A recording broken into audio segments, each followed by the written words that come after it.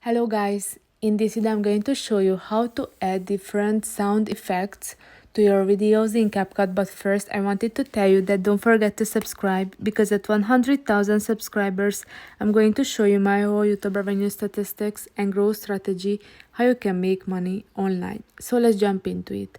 After you open the app, you have to open one of your projects, or you can start a new one if you click on that plus icon, and now you have to select from your gallery that you would like to edit.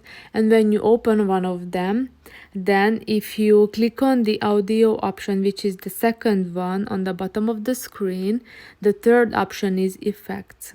Click on it, and now you can see a lot of options: performance, laugh, fight, transition, food, and so on. So you can add these to your videos. For example, let's see, laugh, click on the plus, and you can see that it's added to your timeline. So that's it for this video. I hope that it was helpful for you. If it was, please consider subscribing, and see you in the next one. Bye bye.